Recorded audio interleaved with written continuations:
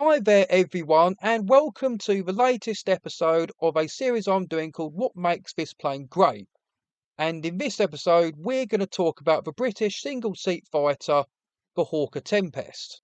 So, what makes this plane great? Well, the main two things I think of with the Hawker Tempest is its speed and the fact it had good armament with its four 20mm cannons. At lower altitude, the Tempest, I think, was the fastest single piston engine plane of World War II, and its overall performance meant that it could be used for a variety of different ground attack type missions.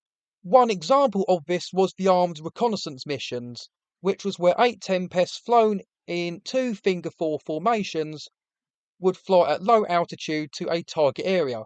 Then once they got to the target area, one section would fly low to search and strafe targets, while the other section would fly slightly higher to cover. Both sections would swap over and take it in turns until they ran out of ammo. Of course, with the Tempest, it was a great dogfighting plane, especially at lower altitudes, and it was more than a match for the ME-109s and the FW-190s at the time. The Tempest also held its own and done the best it could against the German jets.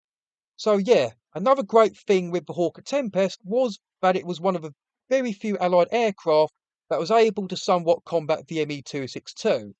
One ME-262 pilot actually said that the ME-262's most dangerous opponent was the Tempest because it was extremely fast at low altitude, highly manoeuvrable, and heavily armed.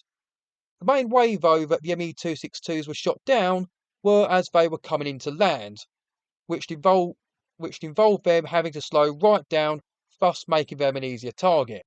Another German jet the Tempest came up against was the Heinkel HE-162. One Tempest pilot was actually able to shoot one of them down shortly before the end of the war. The last great thing I want to say about the Hawker Tempest was how successful it was in dealing with the V1 doodlebugs. The V1s flew pretty low and fast, and at that low altitude, the Tempest had the better speed margin, and its steadiness as a gun platform was a big advantage too. Funnily enough, with the amount of V1s shot down by Tempests, a lot of the Tempest pilots became aces purely through shooting down loads of V1 doodlebugs. And that's it for this quick video of what makes this plane great. If you feel that I've missed anything out, then please put a nice little comment below. Please like and subscribe and check out some playlists I've made up.